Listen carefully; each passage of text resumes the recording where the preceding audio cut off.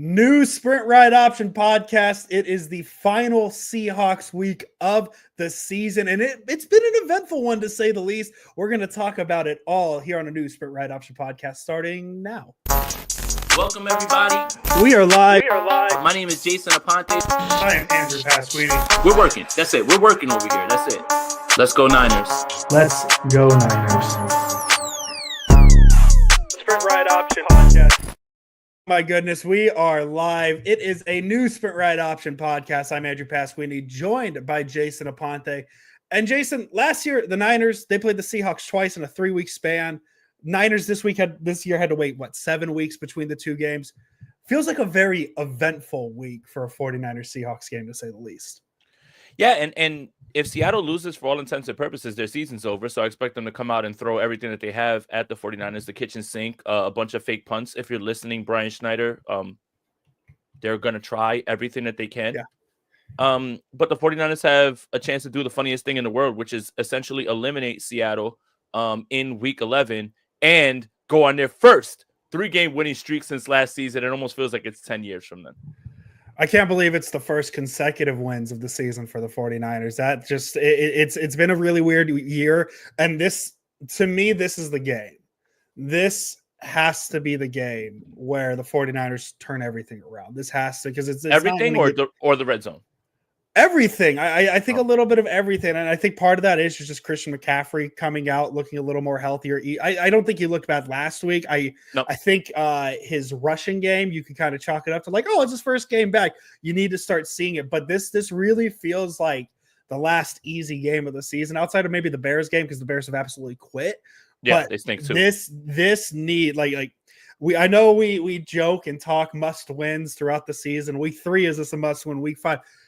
This is about as close to a must-win in a regular season that you can get without it being a win or you're in playoff type situation.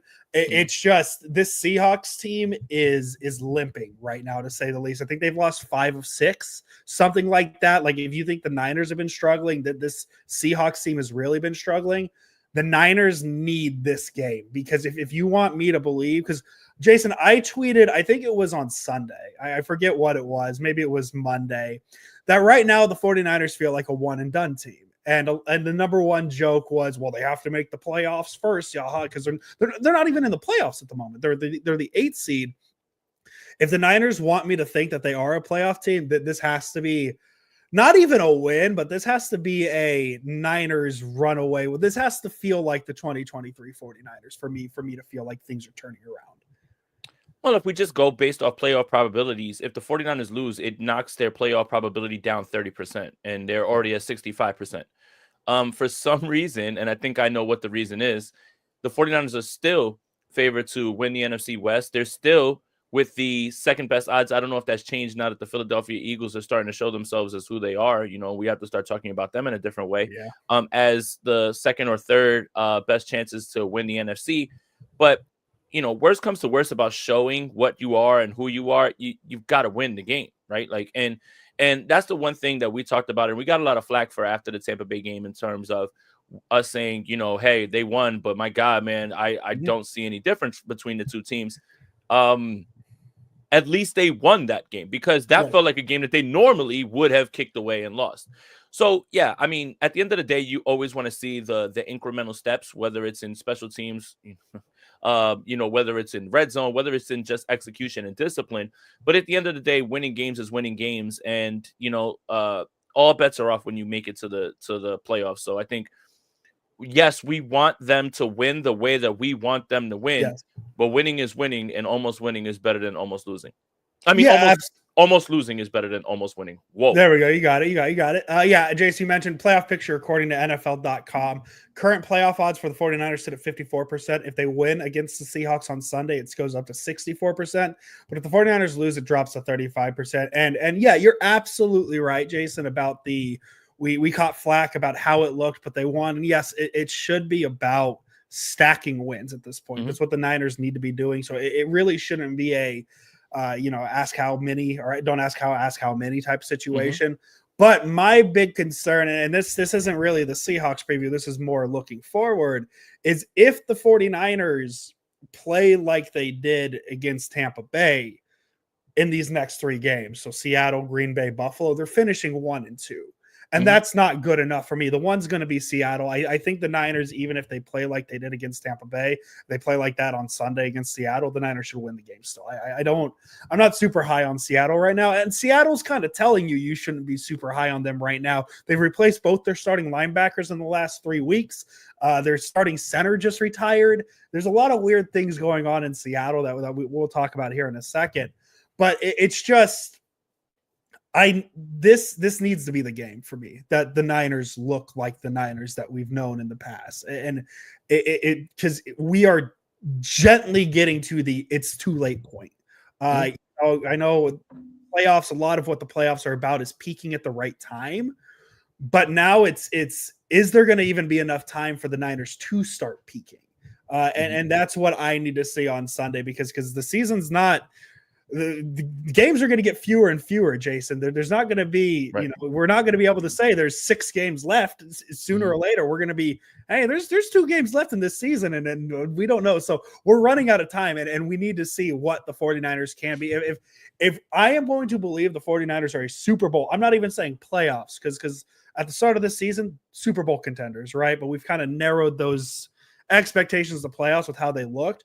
If I am to believe that this 49ers team can win a Super Bowl, it needs to start on Sunday. Well, and we're talking about sample size. So, you've got a bunch of weeks that are telling you who they are. So, are you that or are you this? I think what's funny about it is if the 49ers find a way to turn it on, there'll be less of a sample size of them being very good and more of a sample size of them being mediocre. But because of when it's happening, heading into the playoffs, you feel completely different about it. And that's what's funny about seasons is when you go on your run. And look at Minnesota. 6-0, Sam Darnold's the MVP. Oh, wait. Sam Darnold. Oh, wait, we're going to make the playoffs, but that early stretch, we're not those guys, and this is not who we are. Even better, Washington. Where have I seen this story before? A Cliff Kingsbury offense has a left wide receiver who just runs the same routes, and his offense is getting figured out by week 11. Oh my God. I can't put my finger on where I've seen this. So the early start, and everybody wants to get out of the gates quickly. Sure. But the 49ers have a chance to do the funniest thing in the world, which is turn it on. And for the last 6-7 weeks, look like the team that we thought they'd be, when there's a larger sample size of them being mediocre for a longer time. And you don't want to be the team that peaked too early. Yes. And now the 49ers can peak at the right time. Now, are we betting on that? Sure. We have a long history under Kyle Shanahan of the 49ers being very good after the bye. I mean, hell, even his first year, when they traded for Jimmy Garoppolo, they went 5-1 after the bye. Yeah. So every single season, aside from 2020, which we forget about that entire year completely. Although we don't forget that the Sprint Right Option podcast was born in 2020. Yes. It's funny because the 49ers still have so much to do, so much to prove. And if they do it in this short attention span, nobody remembers what happens back then. Then you just become that team that nobody wants to play. And I think we're looking at history while pointing at the fact that this team is too fucking talented to just still be playing like this. They're too well coached. The culture is too good for them to keep playing like this. And that's why I think Vegas is still holding on to, they're going to figure it out. That's why Arizona is not favored to win the NFC West, although they have a lead. And they've been playing well, and their schedule is cupcake. It's still based on the fact that this team is who they are. They're getting healthier. They have the track record. They are very battle-tested. The only thing they haven't done is win the big one, but they've done everything else that you could ask for any team that needed anything in any big moment. I didn't think there would be a possibility where in week 11 we're talking about a potential where the week 18 game between the 49ers that's for the NFC West. Or is a for the NFC West / loser might even miss the playoff situation with how things are trending right now. But here we are, and I think that's why it's so important to get going now, because Jason, this is between us, nobody else, not on the internet. The Cardinals scare me a little bit. They should. And it's not just for this season. The idea, and I made the meme that you liked on Sunday, The idea of instantly leaving the Russell Wilson, Pete Carroll era of the NFC West and just going right into a Kyler Murray, Marvin Harrison, and what we've seen from them this Jonathan season, Gannon. it's just so not fun to think about because the Cardinals felt like a frisky team kind of at the start of the season. I didn't think they'd be this frisky where how frisky. Oh man, we're still talking about how good they are, and Call of Duty came out a month ago. Like that's how good of a team they are. I'd feel way better about dismissing the Cardinals if Cliff Kingsbury was there. That's why, as a diehard Cardinals fan, they should have signed him to a lifetime contract and never let him leave. Jason, we've kind of talked about what this game means for the 49ers. Let's talk about the game itself. Let's get into it.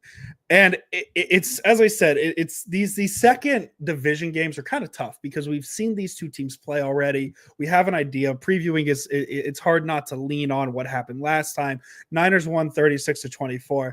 But there has been so much that has happened this week alone. And I mean, we could start with a couple weeks ago with Seattle acquiring Ernest Jones from Tennessee to step in. They've had a really bad run defense. Ernest Jones trying to help them.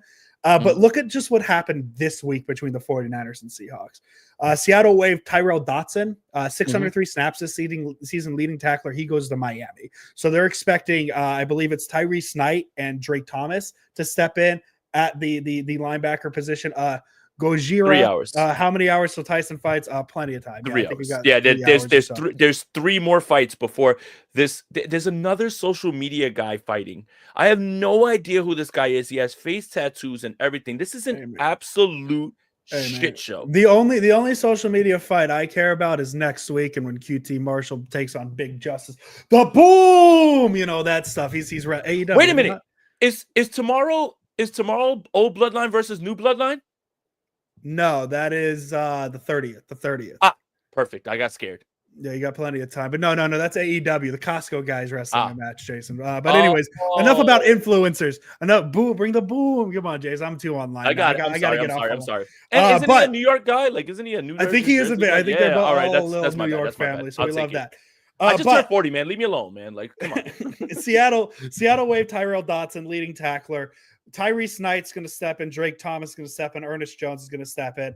The 49ers answer. They sign Deommodore Lenoir to a 5-year, $92 million extension. I think I saw the number adjusted to $88 million. 88. So it's a pretty good deal for the 49ers. I think he's the 6th highest paid cornerback in the NFL now, but you avoid that entire drama of how that would look like in the offseason. But then today there was even more news, both on the offensive lines for both sides. Seattle loses their starting center forever. He retires. Connor Williams, kind of out of nowhere. I mean, I never really blame a player who retires in the middle of the season, because if you're thinking about retiring in the middle of the season, you probably shouldn't be playing the rest of the year anyways. Wait a minute. A guy retired at halftime. Yeah, that was an all-time game. Vontae Davis. Oh man. That was a great day. I remember Twitter being so confused that day.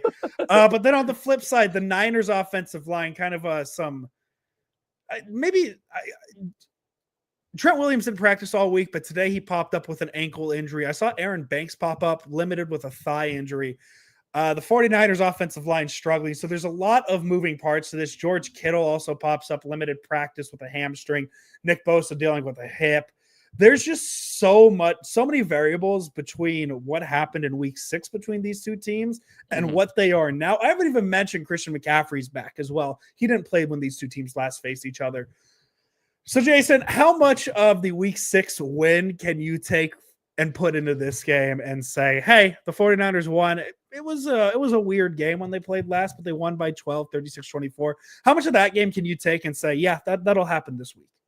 A little bit, but I want to point this out because I remember vividly the week before the Seahawks lost to the Lions, and everyone was like, oh, the Seahawks defense is trash. But boy, Mafe didn't play in that game. Reek Willen didn't play in that game. Hall didn't play in that game. You're getting all these guys back as well too. Having said all that, yes, the 49ers should absolutely win, but I expect something a little bit different because this team has their backs against the wall. The wounded animal thing. What's the saying on this podcast, Andrew Pasquini? Divisional games are weird. I expect the 49ers to win. I expect the 49ers to even get back on track in the red zone. I expect them to get there 4 times and score 3 touchdowns. And then we can start to say we've turned the corner. But I fully expect this game to be a dogfight. Like I really do. DK Metcalf's back. They've been without him for a little while. It's the offensive line. I don't want to say improves because there's no way you can improve the offensive line when your starting center retires and you bring in someone new. But their starting right tackle, Abraham Lucas, is absolutely an upgrade over what they had before. Although the starting right guard for them is, and this is not hyperbole, Andrew, one of the worst right guards, if not the worst in football. Their left tackle, Charles Cross, is really good. And Kenneth Walker is having a phenomenal season. I think Geno Smith is getting a lot of flack for the fact that offensive line is not protecting. They have no running game. They've been throwing the ball a lot shorter, things like that. I do expect the 49ers to win. I take a little from it, but I know that team that was there on Thursday Night Football is not going to be the one that shows up here. Funny enough, if you want to flip it and reverse it, put your thing down, flip it and reverse it. That's a Missy Elliott. I see I'm 40 now. I'm doing work it references. Like it. Charvarius Ward's not going to play in this game, and he didn't play in the last one. So you're going to get Renardo Green, and you're going to get and Lenore. You're going to get a look at your starting secondary for the foreseeable future. Malik Mustafa, obviously. Now we're going to see a little bit of the same idea on defense with them, and it's kind of crazy that the 49ers secondary has been playing so well, and we could admit Mooney's been working through an injury. Mooney's working through something far more important than football. So I don't take your time. Take your time. I can't imagine what they're going through. Yeah. But the 49ers defense is largely going to be the same and slightly improved. Yetur Gross-Matos is back. Evan Anderson has started to step up. And I'm still on board fully. And I want to make sure I say this again. That Evan Anderson play, we're going to look back when this 49ers team goes on a run and say that was the most important play of the season. The play in which he blows up the second and goal, because if they don't stop that touchdown, that may be the end of that game. And he blew all that up. And we're going to look back at that and say, that was the turning point. That's when the season changed, because all of the things preceding that were all bad, like essentially with the fight and the missed field goals. And I deemed the Kittle touchdown that play, NinersNation.com, that, hey, when the Niners make the playoffs, remember the Kittle touchdown. But I like the Evan Anderson shout, because if they score a touchdown that play, the Kittle touchdown's a little less relevant. And you've got to go down and score a touchdown. I'm not saying that they couldn't, but that's far more difficult. So, and then, other things. Jawan Jennings is now your ex. The offense looks a lot different now. Like when it comes to the makeup, obviously Brandon Ayuk was there. Deebo Samuel, who's a Seahawks killer. I expect him to have a very good game in this game. Do I say that it's his game yet? I don't know yet. You're going to have to wait till the end of the show to figure out whose game it is. But I take a little bit from it. The 49ers have won 6 straight games, looking to make it 7. There is a little bit of little brother, big brother stuff, but records are made to be broken. Things can change. I take a little from it. I still know that this 49ers team in front of the Seahawks team is better, but I would say that the Seahawks team is far better than they were the week that they played the 49ers the last time. Yeah, and you already mentioned the red zone stuff. You mentioned the differences of the Niners offense this time compared to the last time.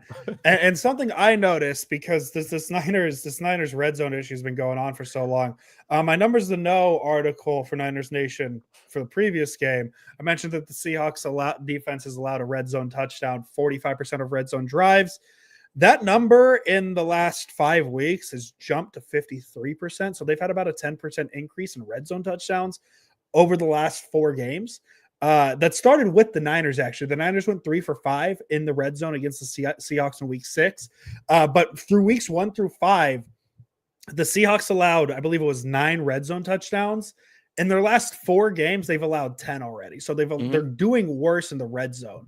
So that's something I'm noticing. I'm really hoping that because, like, okay, I love Rich Madrid. I love Rich Madrid, right? Oh, yeah, we're going. Don't say his name. No, you said his name twice. Say his name a third time, and you're going to get called a bozo in the comments. But I think he was talking a little earlier this week of, like, the red zone efficiency. Like, the Niners are still scoring points. Really, like, that's the weird thing about this Niners team is they're still scoring a lot of points despite not scoring in the red zone. But the way I think about it the other way is, like, if they were capitalizing on these red zone opportunities, the 49ers would by far and away be the best offense in the NFL. And that's what I can't have left on the table anymore, because like shit, you go back to every playoff loss in the past 5-10 years, and it's what has been left on the table, and how many mistakes and just things that have been. And if the Niners can capitalize on all these red zone opportunities, because it's not like they struggle getting to the red zone, they get to the red zone plenty enough. It's Jason, if the Niners were at a red zone rate, I don't have any proof to back this up, and I'd have to go through each red zone drive individually. But if the Niners were at the red zone rate that they were last year, 68%, this year they're at like 45%, they'd probably be undefeated right now, man. And that's and that's the thing that's really bothered me about the red zone, and why I keep talking about it is this is a top 5 offense with the red zone issues.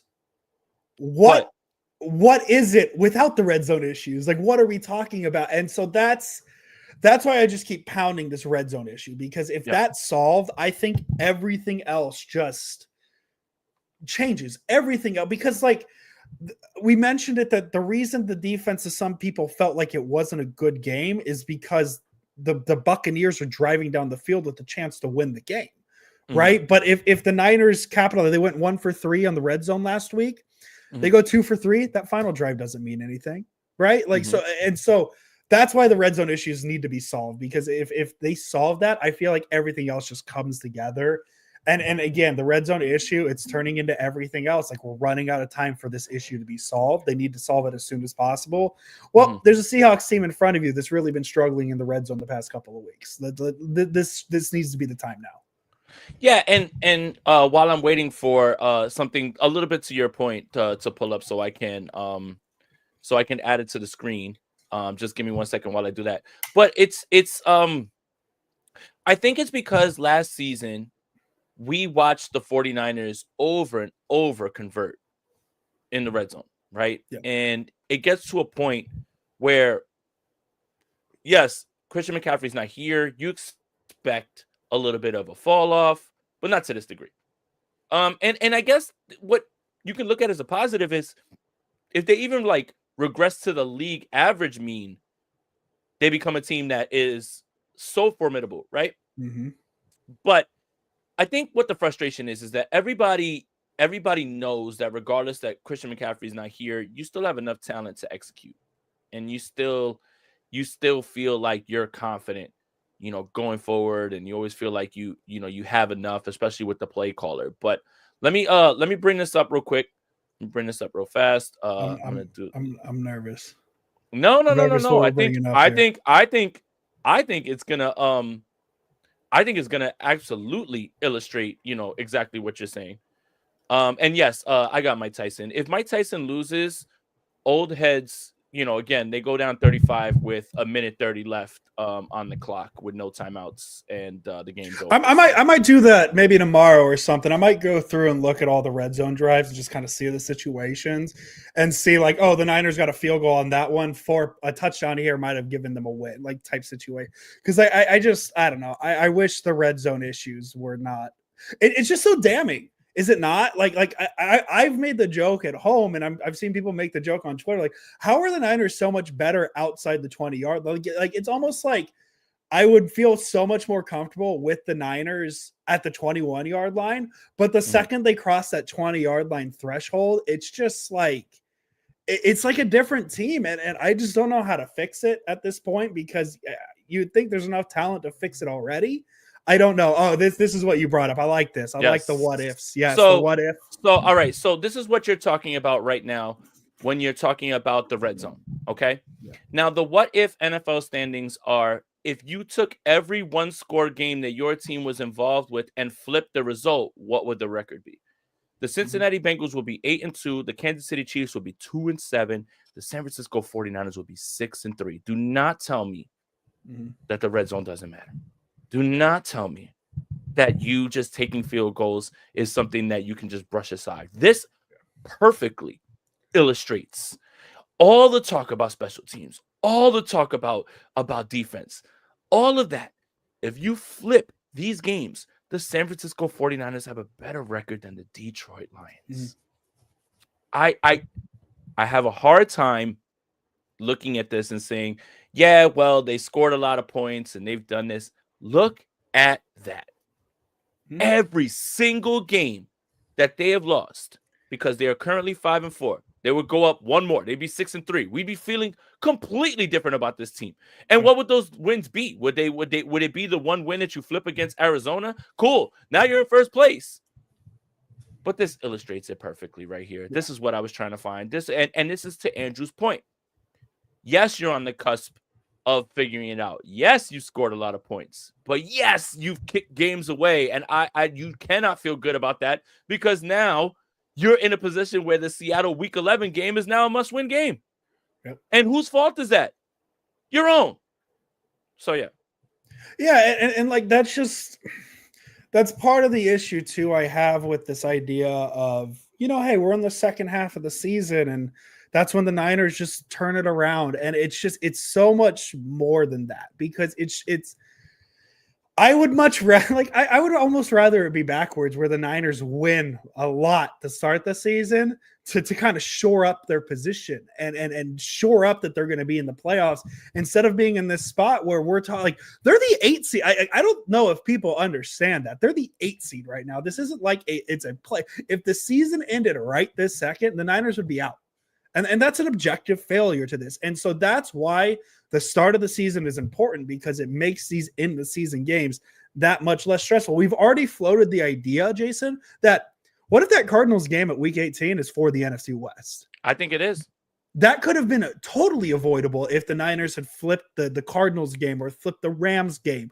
And that's just the thing. And that's what bothers me about just expecting the team to turn it around, because now we're getting to a point where it's like, do you really, like, NFC Championship game, do you want to go to Detroit? Do you want to go to Philadelphia right now? Do you want to go to those spots? Because right now you don't feel good about the 49ers doing that. So it's tough, because I know the turnaround is coming, but it just, at some point, man, the Niners just need to put together a full season and just make the back half way less stressful. Because how much more fun was week 18 last year when it was Carson Wentz against Sam Darnold and we weren't stressed whatsoever? I didn't even watch that game. I'll tell you this, before we can get to them putting together a full season, how about this, Andrew Pasquini? I've got big brain thoughts. Sometimes my mind wanders. I tend to be an overthinker at times. What if the San Francisco 49ers played a full 60-minute game first? Do you think that? Yeah, that would be nice. Yeah, that'd be cool. Yeah, I think that would be cool. Like, again, if you want to complain about missed field goals, here's an idea. Stop taking them. Score touchdowns. Yeah. It's not an oversimplification because of the little things that are going on in the red zone. Oh, that's just a missed block. Oh, that was just a tip pass. Oh, no. Figure it out. If you don't want to put it on the kicker, if you're nervous about your kicker, if you don't have confidence in your kicker, stop kicking field goals. Please. And I know that sounds easy. I know that they're trying. I know that they're trying their best. But we have to start looking at this team now in your 10 weeks sample size, your 9-game sample size, and say, is this who you are in 2024? And that's not saying that they can't turn it around, but almost like what I was saying to what we were talking about earlier, the 49ers will have less games of looking good if they turn it around than they have. They will have less games of being good than they will of games that they've been mediocre in. Yep. And that's going to be the funniest thing in the world to see, one way or another. And that's just what I'm nervous about, because if the 49ers come out and, as I said, they play like they did against Tampa Bay, maybe they beat the Seahawks. But Jason, you said on this podcast, division games, you never know. And that's why I need the Niners to come out hot this game and come out looking like those world beaters that we know them to be. It's just, they haven't shown that yet. I want a full 60 minutes. You're absolutely right. I shouldn't be asking for a full season. I should just be asking for, like, man, I'll take a full half at this point, because, like, we've seen quarters and stretches. We've seen quarters and stretches, but, like, even like I think of the best quarter the 49ers have had, probably quarter 3 against the Cowboys. And they followed that up with an atrocious fourth quarter where Dallas almost so like And you could and have they your did the same full thing in game. I'll Tampa. take they did the same thing against Tampa. Like I'm just like let me find this stat really quick. I thought it was kind of interesting, kind of not. This is something, and I forget where I put it. I think it might be in my numbers. No, let me see if I can find it really quick. But it was something to do with the Niners and pulling out the leads early this season. It might have been in my. I let me find it. You could talk, but I just oh yeah, here it is. Through 9 games last season, the 49ers had margins of victory of 23, 18, 19, 32, and 31. So those are 5 games of 17 points or more that they won. Through 9 games this season, they've had 3 wins by double digits, the largest being a 17-point win against the 3-7 Patriots team. So like it's just they've gotten double-digit leads, I think, in 3 of let me see. Here it is. Yeah. Marked the 7th game this season in which the 49ers have held a lead of 10 or more points, with the 49ers now 5-2 in those games. Like, when your team is like 5-2 is not bad. Like, obviously 5-2 is very good. 5-2 is a playoff pace, but that's in games you're up 10 points. You're too talented to be blowing games. And they almost made it 4-3 last week, jumping out to a 10-0 lead to start the game and then letting Tampa Bay come back into it. So that was almost 4-3. The Eagles were unimpressive for 3 quarters. Division game. Are you talking? Well, division game, and you're coming off of a short week. I mean, maybe did the Eagles have a bye? It's a Thursday night game, so I don't remember if the Eagles had a bye. But division games, things like that, like that happens. So yeah, that's totally fair. But we're also like, if we want to talk about just that one game, where would you rather be in the season right now, with an Eagles fan where you feel like things are swinging up, or the Niners fans where it's just like everything's been the same? I have full faith in Moody. Come on, he was drafted in the 3rd round. Basically, I think James is being a little sarcastic with. Of course he is. I think he's being a little sarcastic. Of course he is, and he's still trying to piss me off. I need the Niners to have a game where they jump out to an early lead, and then they let me forget the game is going on, because that's just been kind of the issues. The Niners haven't had the issue of jumping out to the lead. It's about extending and maintaining those leads. They just kind of let the teams get back into the games. Yeah, and again, it's just even week 1, that felt like the most comfortable win. Mm-hmm. You mentioned the point differential in that Patriots game. That game didn't feel as comfortable. And that was on the back of like a Fred Warner pick 6. I think we have to have a larger discussion about the NFL, and that includes the 49ers. Offense is down everywhere. Yeah. You have to give the NFL credit for their defenses punching back. So that's why I push back on the whole like Shanahan's been figured out thing. Yeah. Everyone, all offenses, but you like to just throw it at Shanahan. You like to just say, yeah, Shanahan's been no. Scoring's down everywhere. Yep. Defenses are punching back now. Yeah. And this is an exercise in whether you enjoy football or you enjoy touchdowns. Yep. Do you enjoy football, or do you enjoy 40 points, all this back and forth? Ask yourself that question. Mm-hmm. Because right now, what I've watched through 10 weeks is I've watched an entire league punch back at all the rules that have been thrown their way to make offense more accessible. Can't touch receivers, can't touch quarterbacks, can't touch, can't hit, none of that. But yet, scoring's down everywhere. Except for, whatever, Detroit's hooping. Detroit's good. Good, give them the credit. It's very good. But scoring's down everywhere. So this idea that Shanahan's been figured out. All right, so Shanahan, LaFleur, McVay, all of you have been figured out then, right? Like, all of you? No.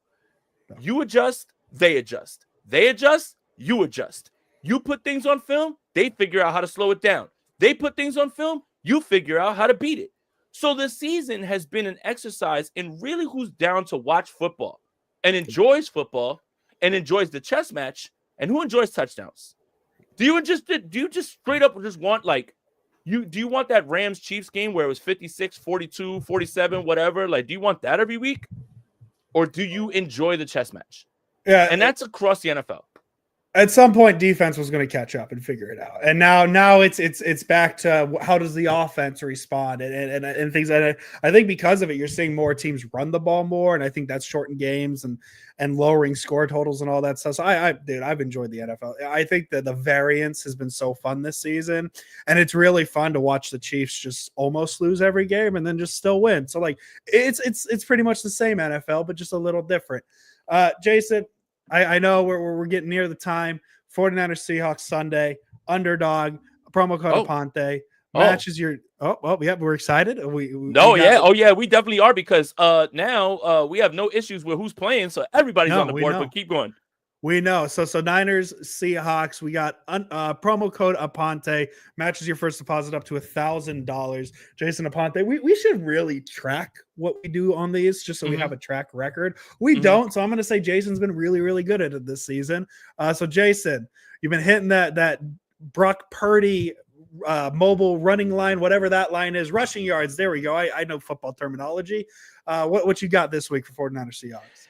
I've got him going over 16.5. Again, that seems dangerously low. And the one time I chose against it, it didn't work. Obviously, this is what's going to happen is give me Brock Purdy with the higher. Also, give me Deebo Samuel over 68.5. Whose game is it?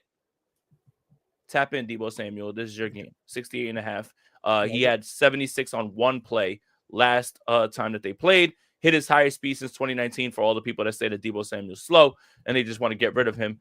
I love you, Deebo Samuel. They could never make me hate you. Matter of fact, I'm going to look you in the camera and tell you, lock in. Lock the fuck in. Kenneth Walker over 24.5 receiving yards. Essentially, when I watch the Seahawks, he's an extension of the run game with the quick passes. He doesn't come off the field. Give me Kenneth Walker over 24.5.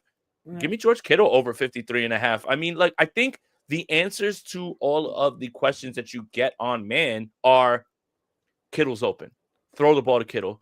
Get him the football. So those are your bets. Lock them in. Promo code Aponte up to $1,000 on your first deposit bonus. Let's make some money this weekend, man. We're kind of on a heater. We cashed some FanDuel tickets this week.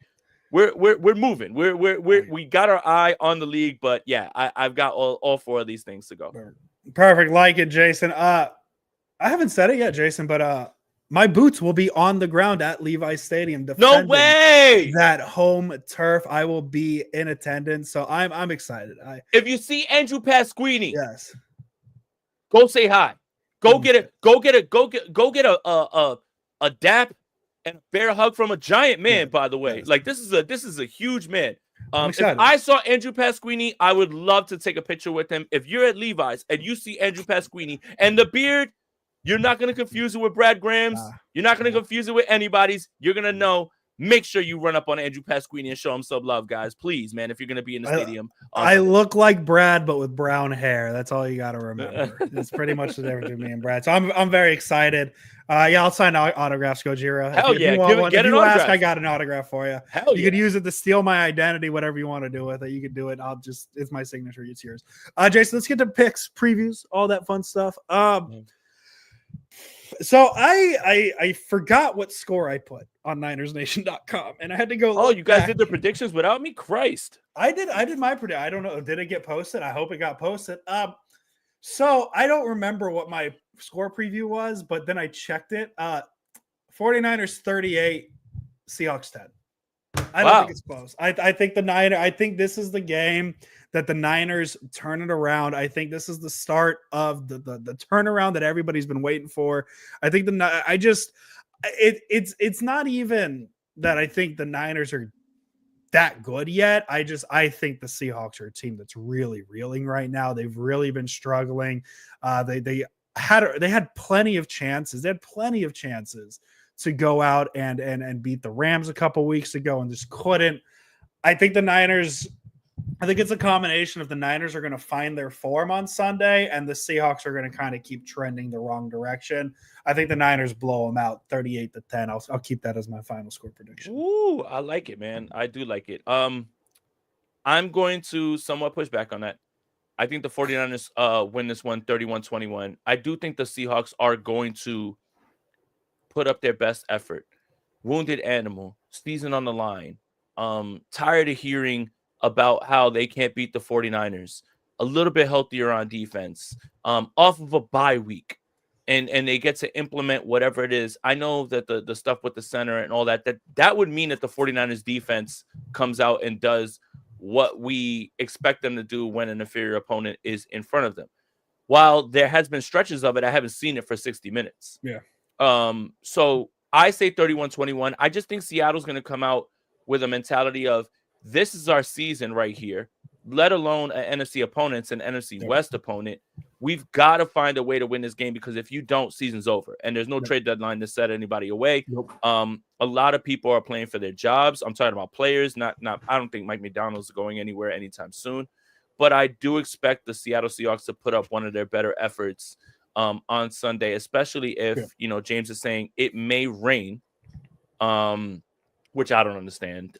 Rain in California, I don't understand that part. I don't think it's supposed to rain, is it? I don't know, but yeah, if it does, then things get a little sloppy. But regardless, I still think the 49ers are. I will say this: my bold predictions for this game are this: Deebo Samuel has himself a game, one way or another. And by the way, Kyle, I think we can get away from the Deebo runs. The jig is up. That was so 2021, man. Yeah, the jig's up. The jig's up. Okay. Out of fashion. The jig's up. I they figured that out. But I do think Deebo goes crazy. But I do think that the 49ers red zone offense, if they get 4 opportunities, they convert 3. And I just think I think that's my bold predictions. But 31-21, 49ers. And first 3-game winning streak of the season, and we've never been more back. You threw out a bold prediction. I should probably throw out the bold prediction part that I had, part of my 38-10. Christian McCaffrey scoring 3 touchdowns on Sunday. Don't care how. Ground. So air. 4 red zone trips, 3 Christian McCaffrey touchdowns. It lines up. Maybe. I feel like it's a big Christian McCaffrey game. I think he's going to take care of the Seattle run defense, and it's going to be a big McCaffrey game. So I'm looking forward to it. Jason, Niners Seahawks once again. I think this is going for 7 in a row for the 49ers over Seattle, 7. including the playoffs. So it's been a very good streak for the 49ers. Hopefully it continues through Sunday. We'll be back on Monday. I was going to try and do post game with Jason, but I'll be at the stadium, so a little tough. You can still tap in. I'll try to tap in, but we should probably do a formal.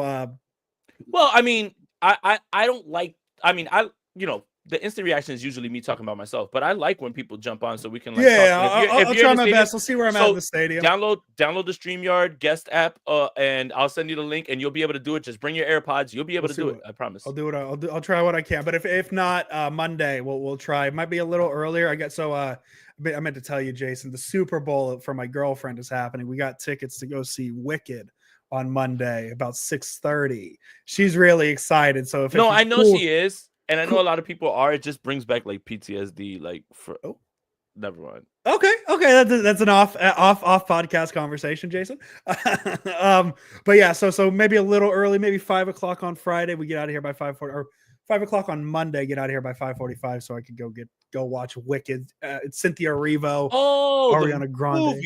The movie. Movie. Yeah, we're getting an advanced screening for the movie. Nice. Ariana Grande. Hell yeah. Cynthia Erivo. That's all I got. Jonathan Bailey. There we go. So we're talking Wicked. That's exactly how I figured this podcast would end. But no, Jason, I'm looking forward to it. Obviously, I'm at Levi Stadium, but I need the Niners to win this game, and I need the Niners to look convincing going in. Yeah, and that'd be great and all, but at the end of the day, wins are wins. And you know what? If we can kick the can down the road and get them to figure it out another week, obviously the opponent's going to make that more difficult. But rather almost lose than almost win. That's about to be the slogan. It's the slogan for 2024. Yeah. Oh my God. Like That's it. No more brick by brick. No more quest for 6. I'd rather almost lose than almost win. And you should put that on a towel. You're welcome, 49ers fans. Dude, waving the towels in the playoffs, and then you show it like I'd rather almost win than almost lose. Ooh, no, I'd rather almost lose than almost win. It's the other way. Yeah, you want to almost. Yes, I'd rather. Yes. Okay. Yes. God. That makes more. Yes. Okay. That'd be really funny if the playoff towel said I'd rather almost. And I wouldn't be shocked if they had it backwards. That'd be real funny.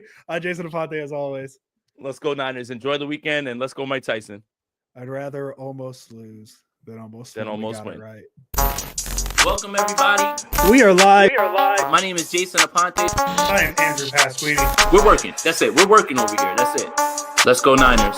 Let's go Niners.